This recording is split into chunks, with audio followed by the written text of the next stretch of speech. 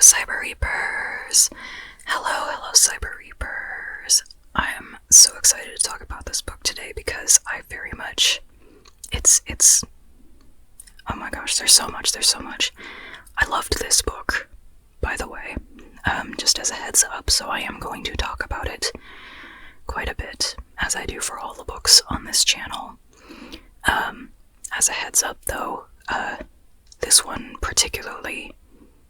got me, so, and you'll hear more about that in a little bit. First, I wanted to just put a brief announcement, because this is one of my social media channels, and so I say everywhere that I can that I have a book coming out in July.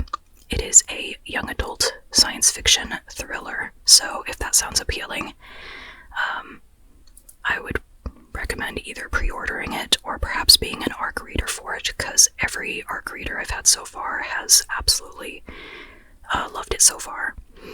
So I would love to have more readers though, because I mean I have a pretty small pool of people right now, so if there could be more people to read it, that'd be great, and perhaps write a review if you are up for it. But yeah, that would greatly help me out if you wanted to do that. I'll put the links below for signing up to be an ARC reader and also to pre-order.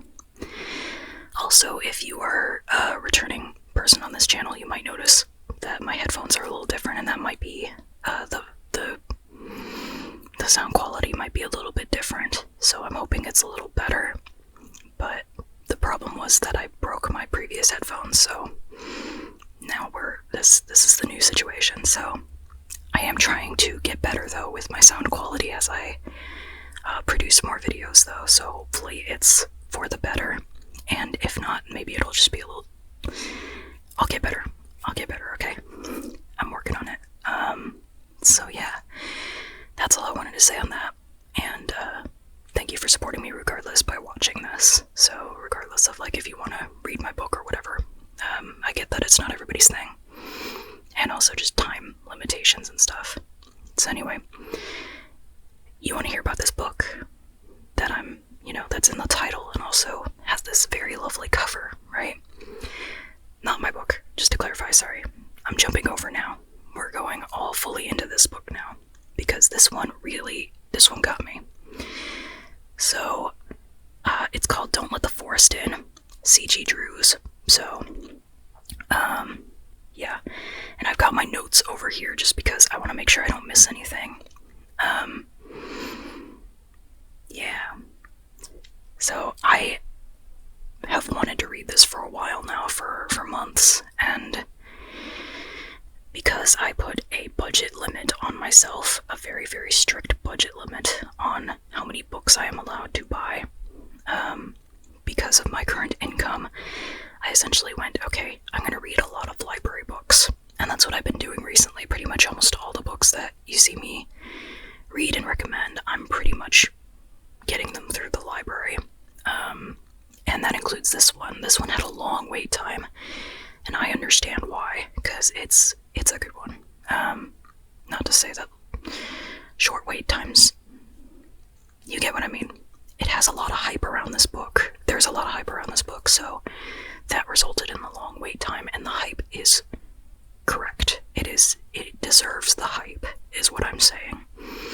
So, yeah, it was a few weeks of wait. I don't remember exactly how many, but when I finally got it, I was like, oh great, cool, I've been meaning to read this. I didn't entirely know what I was getting into though. Like, I've seen the author's social media posts, and like, they have a very, very particular style about their writing, and it very much shows in their book as well. And I just realized I haven't actually looked up the author's pronouns, so I've been using they, them, but that doesn't necessarily mean they're non-binary, so let me look that up real quick. Oh my gosh, I was correct, they use they, them. Okay. I didn't know if that was just me not remembering if they had a different set of pronouns, or if that was just, if it actually was they, them, that was correctly in my head. Okay. So they use they, them, according to their Instagram profile. That's awesome, okay.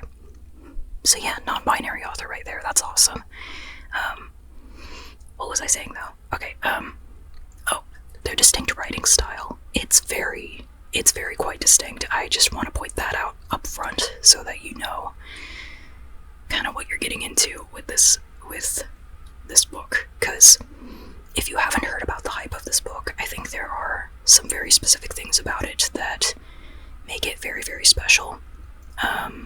And I think the writing style is one of those things. And how do I describe it? It's kind of got this sort of macabre feel.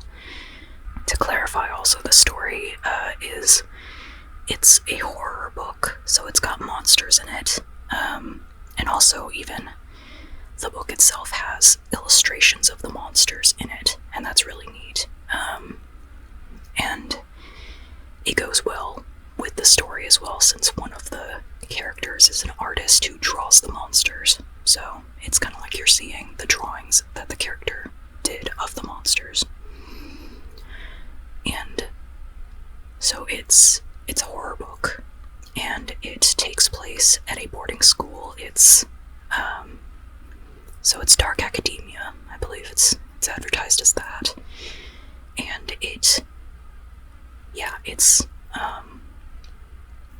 I'm trying to tone down my excitement on, so that I speak through this coherently. Because, the goal of any of these videos is to just talk about the stuff that I loved about specific books. And if you love any of this kind of stuff, then I'd recommend this book. And while I do ramble, I'm trying not to, go everywhere all at once. So, starting kind of with the genre, like I said, and I believe it's young adult. I should check on that. So yeah, it lists the book as young adult, and also, it has a lot of LGBT characters, particularly the main two characters. So there's Andrew. Andrew's our main character, and there's Thomas, our, I guess, second main character. And Andrew is asexual, and he's also gay. And Thomas is bi, if I remember correctly. And regardless, they're both queer. And yeah, they've been best friends for years, growing up and being best friends at the boarding school they go to. And Andrew, remember Andrew's the main character, has a twin sister, and her name is Dove. And so the three of them have been very close friends for years. And tensions kind of rise when they all return their senior year to school. And Andrew doesn't really know what's going on. Why is Dove being so distant? Why is she just trying to get away from Andrew? And it looks like she got in a fight with Thomas. Why won't they resolve their issues? And so starting off their senior year, Andrew feels pretty lonely because the three of them are kind of not doing things as they usually would, because Dove's being distant, and there seems to be tensions between Dove and Thomas. And Andrew's worried about that for a few different reasons. For one thing, he's really close with both of them, and he wants to continue to be around both of them. But in particular, Andrew likes Thomas, and he doesn't want Dove and Thomas to get together. And more things start getting revealed as conflict. Thomas, a thing goes on with his parents being missing. So while Thomas's parents are missing and the police come to the school to question Thomas, and it looks like there's something suspicious about Thomas in relation to his parents missing and stuff, but he doesn't explain to Andrew what's going on. So there's what's that about? There's all that. And then Thomas has been starting to keep his distance from Andrew as well. So Thomas is going off in the middle of the night to the forest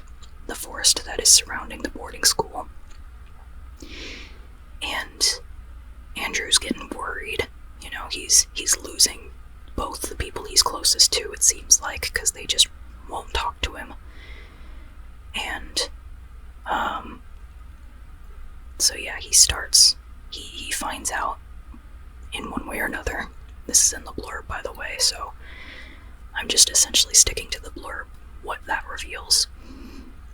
But Andrew finds out that Thomas has been going out to the forest to fight monsters, and these monsters are strangely familiar. Turns out they are the same monsters that Thomas draws, because he's an artist, he enjoys drawing monsters. In particular, he likes to take a lot of inspiration of his drawings off of Andrew's dark stories. So, Andrew's a writer, Thomas is an artist, and so they're both very creative, and they both feed off of each other's creative energy. But now there are monsters in the forest that are they are there, and they've started attacking the school. But part of the issue is that the monsters do not attack just everyone blatantly necessarily. They specifically target Thomas and Andrew. And so it makes it a lot more difficult to build up any sort of case of trying to get anybody to believe them, especially because the monsters seem to disintegrate after they are defeated. So they're on their own, the two of them, to figure out what do they do about this monster issue. Especially because the monsters don't just stay in the forest, they have started going into the school. So it's a big convoluted mess, and it's especially bad, their position, of other people not believing them about things in general, just because Andrew seems to have some mental health related issues that result in other people not really believing him or knowing how to interact with him.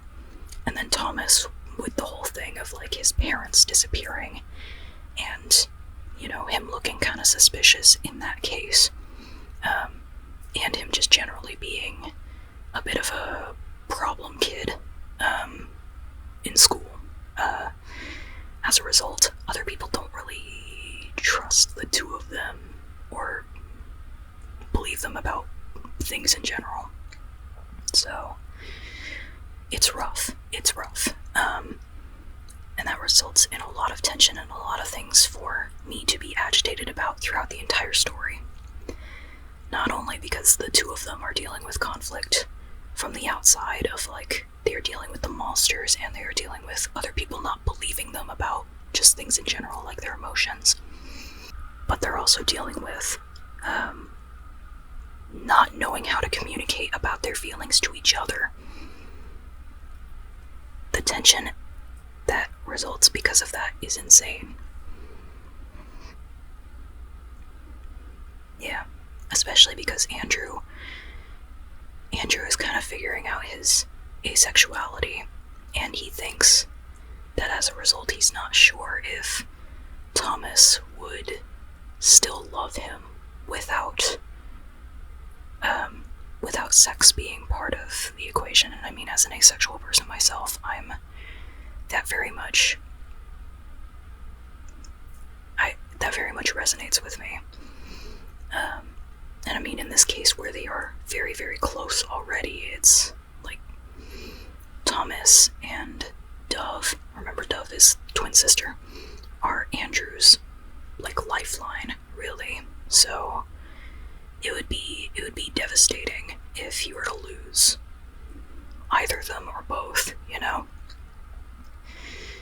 And so yeah, he has issues with just a lot of the things in the story.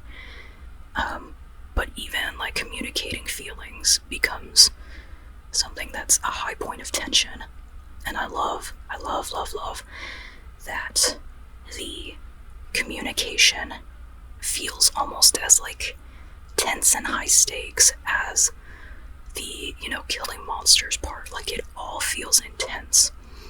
And it wraps up to be a very beautiful, wonderful story that is so cohesive and gathered together. It's great. It's wonderful.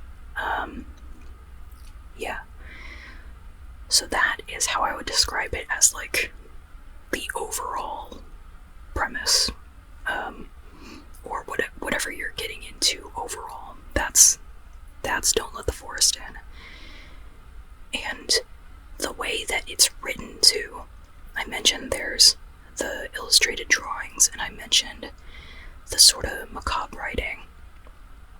But Andrew's perspective really, he writes dark stories, and he sees the world and experiences it in a sort of, it really is a darker shade of viewing things.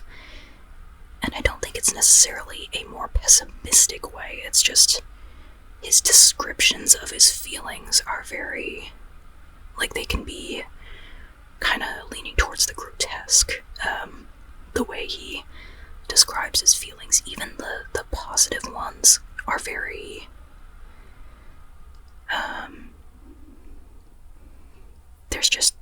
there's grit involved in it, in such a way that it's such a distinctive writing style that I think I generally have a hard time pointing out who wrote what. If somebody were to show me a bunch of different passages from a bunch of different writers, even like writers that I've read, I would have a hard time pinpointing who is who. But for this book, I would definitely be like, oh yeah, this goes with this book. Like, I know this. This style is just such a distinctive style.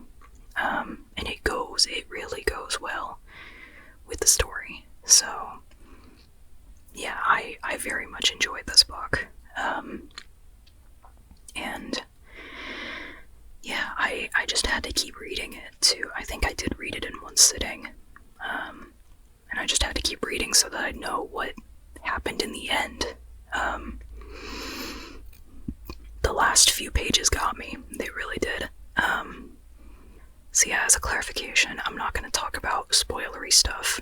As in, I'm not going to really talk about stuff that's beyond the blurb, or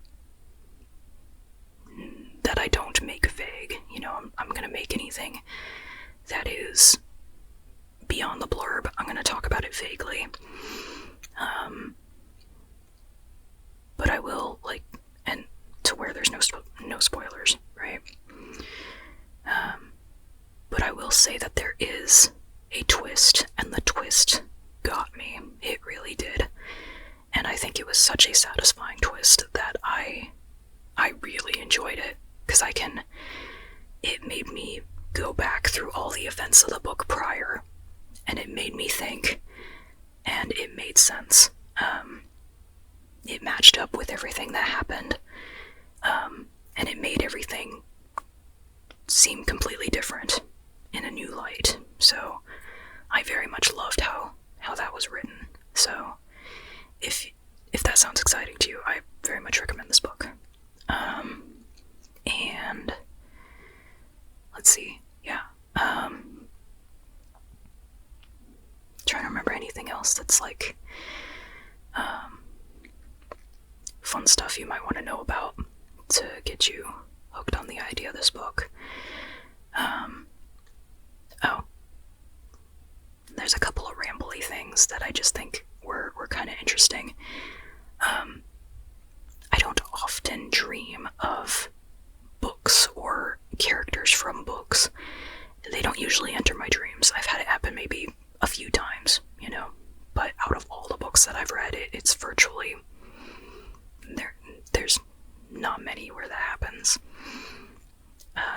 But for this book it did. I think a couple nights ago, I dreamed that I was in a sort of boarding school environment, and I met some of the characters, like Andrew and Thomas, and Lana, who is a supporting character. She's pretty cool.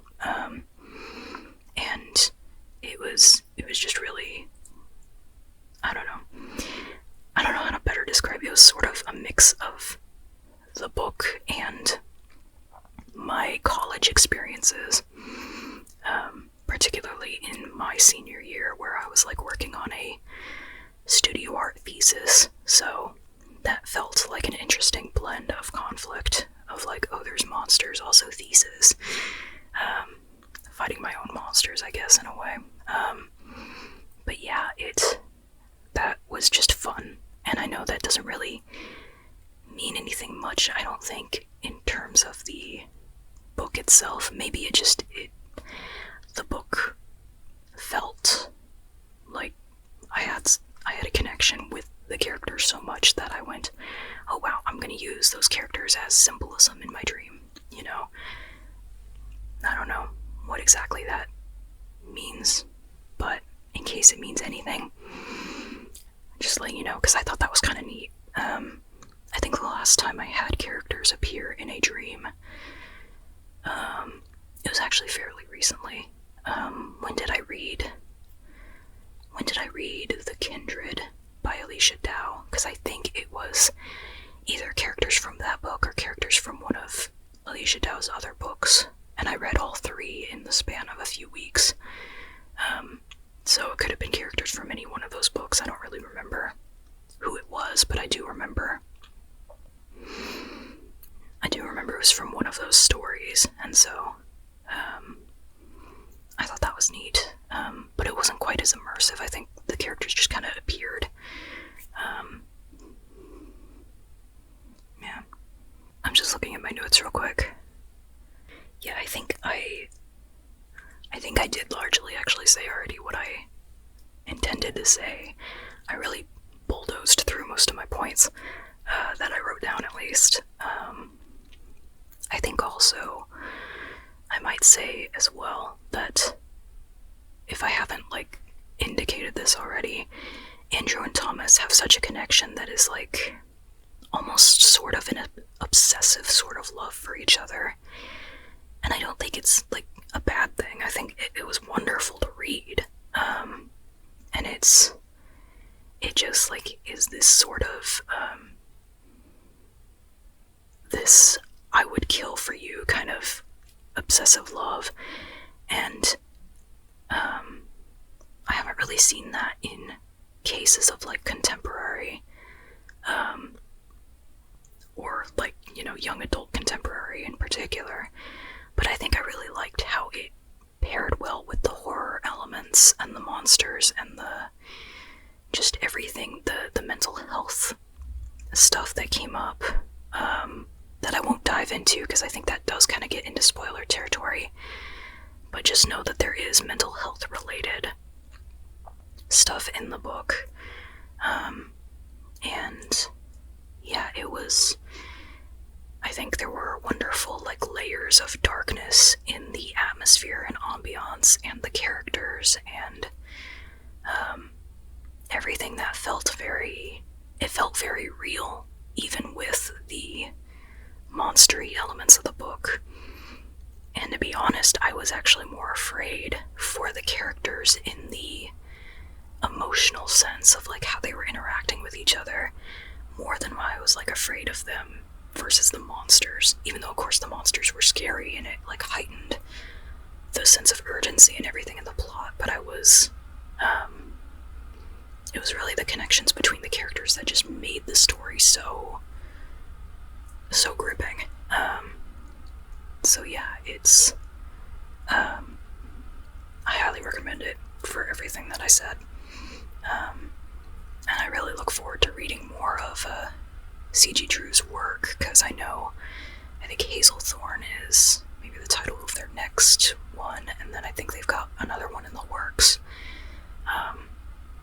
Another book. I think different stories, not part of a series, but it's, I imagine it's a similar style, based on how they've been advertising it, so I really look forward to more, because, yeah, I think I'd say this is one of my favorite books. Just, it's so unique. I really appreciated reading it, and I'm glad I came across it on social media, because that really was where I saw I think I saw the author's account, Instagram in particular, advertising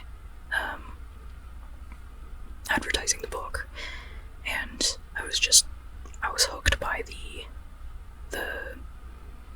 I guess the way it was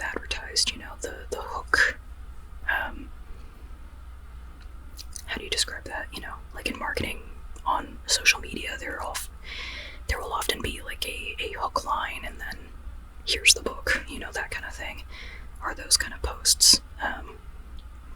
For this book caught my attention, and also just reading the amount of people who kept reviewing it and being like, oh my gosh, I love this so much, got me to where I was going, okay, I definitely noticed this book, and I am curious about this book, so I really hope to read it, So I placed what is it called, a hold, waiting in line for the book at the library, and yeah, I'm super happy that I got to read it. Yeah, and now I think my mindset is a little shifted from it, and I'm not even sure how to describe just what it changed in me. Yeah, and I'm a little worried now too, actually, because it's gonna sound silly. I'm not really worried, but I don't know, if you read this book and this happens to you, then maybe you'd be worried, but part of, Don't Let the Forest In, the monsters are very foresty based, they've got a specific style that is very, it's got plant, a dark plant aesthetic, and so last night, yeah, I heard this weird, like, sort of scratchy sound, like, just from the wall, and I was a little weirded out, and my cat hadn't noticed. He eventually did, verifying that I wasn't just hearing things, but I heard it from the wall, and after, going over to the area, I find that recently, my house, we had, how do you describe it? We cut into the wall to make a kitty door so that our cat can get from, one room to kind of the next area. And, so it was fairly recent, but it's, like, mostly sealed up, with the exception of this tiny little crack at the bottom of, like, the arch, the bottom of the arch. And there's just, like, this bug that's in there. And when I say this bug, I want to just clarify the size of this thing. Because, like, I live in Texas, I'm used to cockroaches being, about that big. Hold on, for reference. Cockroaches being, about that big? That's maybe a little small. There we go.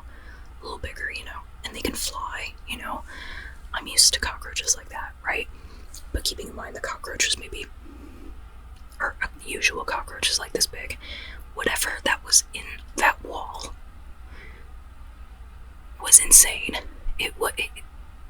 What is this bug that is just creeping around the bottom of my wall that is this big?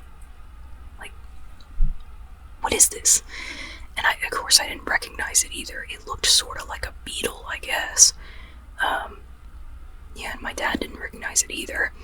And just, we got our, the cup that we get to capture bugs.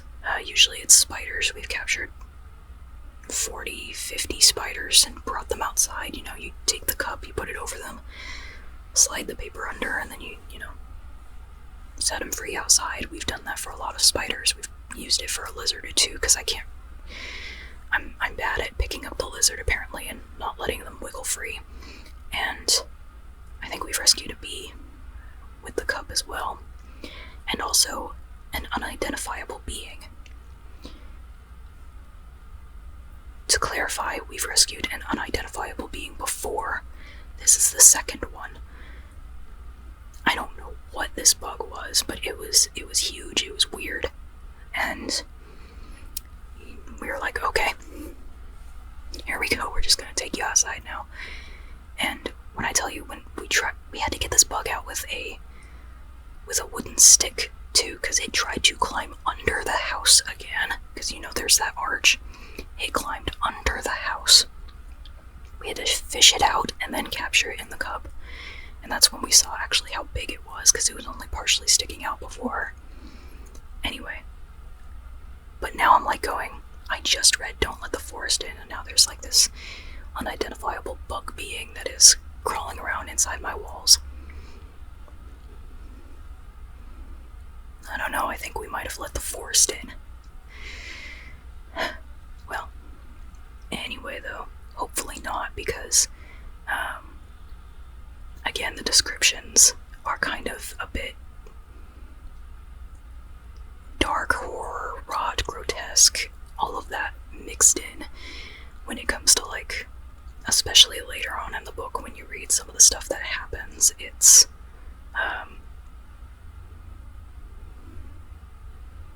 well, no spoilers, so you just have to read it. But that's why it unnerves me that I found a big unidentifiable bug just crawling around inside my wall. And I'm like, okay, just stay away from me and my organs, please, Anyway, yeah. By the way, that's why I brought in a friendly little... Are you a vegetable? Is an avocado a vegetable? I'm disappointing my Mexican ancestors. I should say family. They're not dead. Anyway, guacamole. I brought in a friendly plant. There we go, plant plushie. Because look at this happy smiley, not forest rot, in order to comfort me as I talk about this book, just so that I don't, dream of that bug in my wall and other descriptors from the book. Anyway, I'm sorry I'm recording this during the day, so, there are people making noise outside, and I was not expecting that at this time, but alright. Sorry, yeah, anyway, hopefully I finished whatever I was saying. Yeah.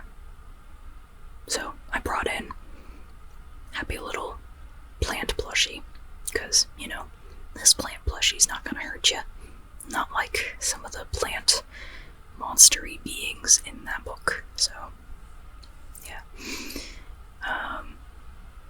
Anyway, so, I quite enjoyed this book, in case I haven't said that already enough.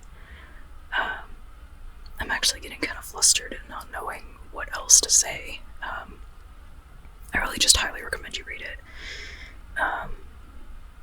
Yeah. Alright, so I'm gonna let you go to wherever you're going next. Like, if you're sleeping, I hope you dream of good dreams and, ideally not of forest rot horror monsters. Unless you want to dream of forest rot horror monsters, then that's perfectly fine. If you want to, then I hope you dream whatever dream you want to dream. Yeah. And if you're going off to do something else, then I hope that you have fun in doing whatever else it is that you want to do. Personally, me, I'm gonna go to jury duty tomorrow, so that's fun. So I'm gonna, prep all of my stuff that I need for that. And, yeah, so I hope that you have a good day, night, wherever you are, a good time. So, thank you for listening, thank you for watching, and I hope you like the sound of this book. If you do, I highly recommend you check it out.